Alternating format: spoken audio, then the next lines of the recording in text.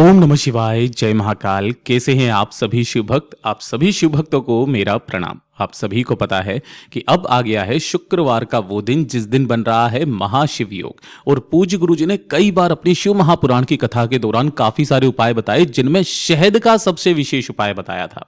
पूज्य गुरु जी ने कहा कि जब भी शहद का ये उपाय किया जाता है ना, तो अगर आपके जीवन में किसी तरीके की कोई समस्याएं, कोई बाधाएं, कोई संकट जैसे आ रहे हैं ना, ये उन सभी समस्याओं का काट करता है शहद। और ये शहद की मात्र 2 बिंदी आपको बेल पत्र के ऊपर चुपचाप लगाकर अपनी कामना कह करके ये उपाय करना होगा। पूज्य गुरु जी ने कहा कि इसका जो फल होता है वो उस व्यक्ति को 24 घंटे के अंदर अंदर शिव तत्व की अनुभूति होती है। और पूज्य गुरु जी की कथा से सुन करके और समझ करके इस पूरे उपाय को बहुत ही आसान भाषा में आप सभी लोगों को बताने वाला हूं। परंतु उससे पहले आप सभी प्यारे शिव भक्तों से मेरी एक ही प्रार्थना है, वीडियो को लाइक जरूर कर दीजिएगा, चैनल को सब्सक्राइब करके कमेंट बॉक्स में हर हर महादेव अपने हाथों से जरूर से लिख दीजिएगा।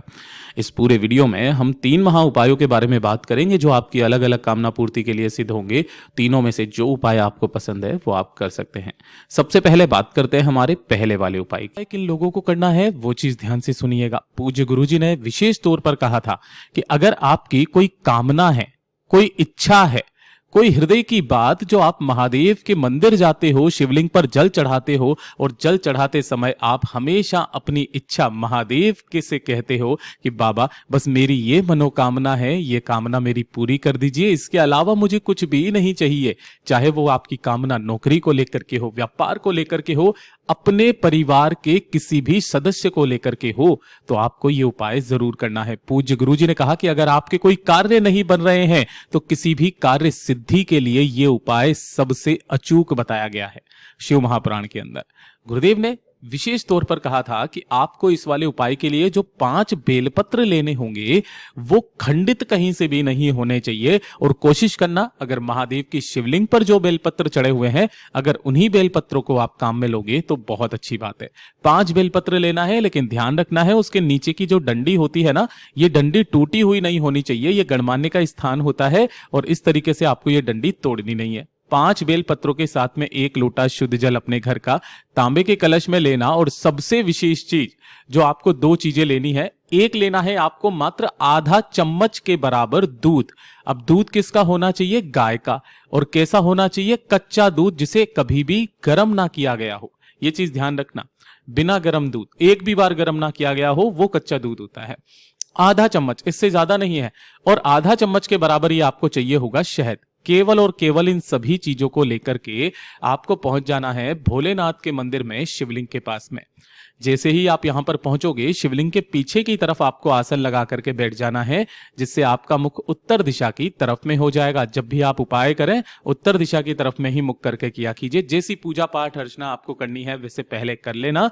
उसके पश्चात जब आप इस उपाय को करेंगे ना, तो सबसे पहले जो आपने 1 लोटा शुद्ध जल लिया है, अपने दोनों हाथों में लेकर के श्री शिवाय नमस्तुभ्यम मंत्र का स्मरण करते हुए, कुंदकेश्वर का ध्यान करते हुए आपको संपूर्ण जल शिवलिंग के ठीक ऊपर पहले, उपाय करने से पहले ही समर्पित कर देना है। सबसे पहले जल से अभिषेक करने के लिए पूज्य गुरु जी ने कहा। उसके पश्चात जो आपने 5 बेलपत्र लिए हैं ना, अब इनका क्रम ध्यान दीजिएगा। ये जितनी भी 5 बेलपत्र हैं, उन्हीं 5 बेलपत्र की आपको नीचे की दोनों पत्तियों पर कुछ नहीं करना है। केवल और केवल क्या करना है, जो बीच वाली पत्ती है ना, इसके एक तरफ, चिकने हिस्से वाले तरफ में आपको लगानी होगी दूध की 1 बिंदी। मात्र अपने दाहिने हाथ की अनामिका उंगली से दूध की 1 बिंदी यहां पर लगानी होगी। और जो शहद लिया है, शहद की बिंदी इसी बेल पत्र के पीछे की तरफ, ध्यान रखना, चिकने हिस्से की तरफ दूध की और इसके पीछे की तरफ आपको शहद की 1 बिंदी लगा देनी होगी, है ना। इस तरीके से आपको 5 बेल पत्रों पर दूध और शहद की मात्र 1-1 बिंदी आपको लगा देनी है। इन सभी बेल पत्रों को एक दूसरे के ऊपर रख करके अपने दाहिने हाथ में इस तरीके से रखना कि सभी की जो बीच वाली पत्ती हो ना, वो इस तरीके से आ जाए। और इन सभी को आपको अंगूठे से दाब लेना है। दाब लेने के पश्चात आपको अपना नाम, अपना गोत्र और अपनी कामना कह करके, जिस तिथि को कर रहे हो उस तिथि को बोल करके, इन समस्त चीजों को महादेव की शिवलिंग के ठीक ऊपर इसी तरीके से अंगूठे से ही लगा हुआ उन सभी बेल पत्रियों को महादेव की शिवलिंग के ठीक ऊपर आपको चिपका देना है। जब आप यहां पर रखेंगे, अपना दाहिना हाथ इन्हीं बेलपत्रों के ऊपर रख करके बाबा से निवेदन कामना करके जो व्यक्ति आज के दिन इस उपाय को करके आ जाता है महाराज, उसकी चाहे कोई सी भी कामना क्यों ना हो, कोई कार्य सिद्धि ही क्यों ना हो, निश्चित रूप से पूरी होती है। पूज्य गुरु जी का बहुत अद्भुत और अचूक उपाय है, जरूर से कीजिएगा। और ये दूसरे नंबर का उपाय जिसे मैंने खास करके आज के दिन आपको बताना चाहूंगा कि ये वाला उपाय उन लोगों के लिए है कि अगर आपसे जीवन में जाने अनजाने में, मैं यहां लिख भी देता हूं ताकि आप भूल ना जाएं, जाने अनजाने में अगर आपसे कोई पाप हो गया है, आपको नहीं पता भी है ना कि आपसे कोई पाप हुआ है, भूले भटके हमसे काफी सारे पाप हो जाते हैं छोटे मोटे, जो कि प्रकृति के खिलाफ भी हैं, हमसे जाने अनजाने में हो जाते हैं, गलती से हो जाते हैं। और उन पापों की अगर आपको क्षमा याचना करनी है, ये चाहते हैं कि भगवान मुझे माफ कर दें, वो मेरे से गलती से हुआ है, जानबूझ करके नहीं किया है, तो अगर आप अपने पापों की क्षमा याचना मांगना चाहते हैं, साथ ही साथ जब आपकी किस्मत आपका साथ ना दे रही हो, दुर्भाग्य पीछा ही नहीं छोड़ रहा है, आपकी कुंडली में किसी तरीके का कोई दोष है जो नहीं जा रहा है, एक छोटा सा काम कर लीजिएगा। शुक्रवार के दिन आपको 1 लोटा शुद्ध जल अपने घर का तांबे के कलश में लेना है और इस जल के अंदर आपको क्या करना है, थोड़ा सा, मात्र थोड़ा सा शहद जो आपने लिया है, ये इस तरीके से मात्र 2 बूंद आपको शहद की डाल लेना है और डाल करके उसे घोल लेना है। इसी जल को लेकर के शाम के समय पर, ध्यान रखना कौन से समय पर, शाम के समय पर आपको महादेव के मंदिर में पहुंचना है, शिवलिंग के पास में। शिवलिंग के पीछे की तरफ ही आपको आसन लगा करके बैठना है, उत्तर दिशा की तरफ में मुख करके।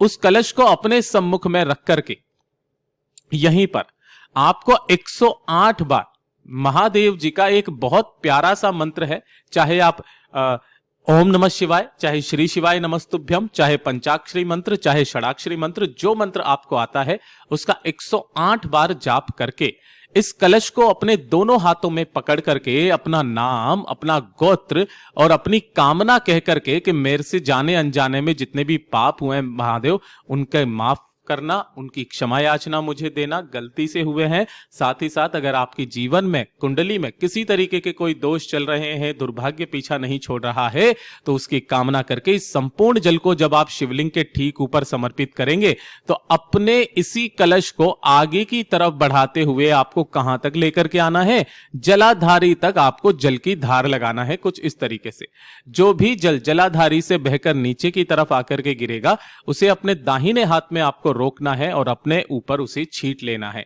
पूज्य गुरुजी ने कहा 3 शुक्रवार कर लीजिएगा, मेरा बाबा आपकी कुंडली में चाहे कैसे भी दोष हो उनको तो खत्म करेंगे ही करेंगे, साथ ही साथ आपके पापों की क्षमा याचना भी आपको मिलेगी। पूज्य गुरुजी का बहुत अद्भुत और अचूक उपाय है, जरूर से कीजिएगा। बात करते हैं तीसरे वाले उपाय की, और यह सबसे ज्यादा खास और विशेष उपाय होने वाला है। जब आपके जीवन में धन को लेकर के और पैसे को लेकर के समस्याएं बनने लगे, आप धन कमा ही नहीं पा रहे हो, व्यापार खोला, व्यापार नहीं चल रहा, दुकान खोली, ग्राहक नहीं आ रहे हैं, फैक्ट्री घाटे में जा रही है, या फिर कहीं नौकरी भी धंधा करते हो लेकिन पैसा बिल्कुल नहीं बचता है, धन को लेकर के, कर्ज को लेकर के जब समस्याएं जीवन में बनने लगे ना, तब पूज्य गुरुजी ने विशेष तौर पर कहा था कि एक तांबे का कलश आपको लेना है अपने घर का, और इसके अंदर आपको जल भर करके थोड़ा सा जो लाल चंदन होता है वही लाल चंदन आपको लेना है। इसे घिस करके, चाहे आपको थोड़ा सा ही चंदन मिले, ओरिजिनल चंदन लिया कीजिए, इसे घिस करके इसी वाले जल के कलश में ही डाल लेना है।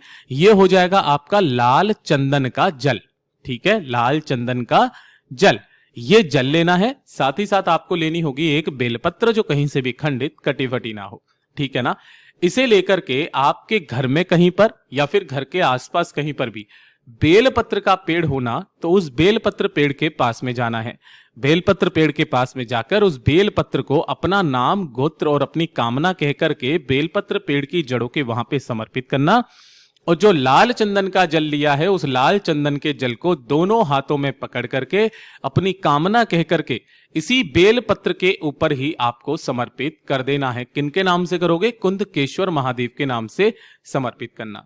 बाबा से विनती और कामना करके इस बेलपत्र को उठा करके अपने पर्स में आपको रख लेना है, या फिर हमेशा इसे अपने साथ में रखना है। आपका जो भी बटुआ है, पर्स है, उसमें रख लेना है। कितने दिन तक? आगे आने वाले 7 दिन तक, यानी कि अगले शुक्रवार को फिर से वापस आपको यह उपाय करना है। उस बेलपत्र को तो बेलपत्र पेड़ की जड़ों के पास ही रख देना है, नया बेलपत्र लेना, फिर से वापस इस उपाय को करना और उस बेलपत्र को अपने पर्स में रख लीजिएगा। यह वाला उपाय आपको 3 बार लगातार करना है। ऐसा नहीं है अभी एक बार कर लिया फिर 2 बार का छोड़ दिया फिर कर लिया, ऐसा नहीं, लगातार 3 बार करना है। जो व्यक्ति इसे 3 बार कर लेता है उसके जीवन में महाराज कभी धन को लेकर के समस्याएं नहीं आती। पूज्य गुरु जी का बहुत अद्भुत और अचूक उपाय है, जरूर से कीजिएगा। वीडियो पसंद आए तो लाइक करना, चैनल को सब्सक्राइब जरूर कीजिएगा।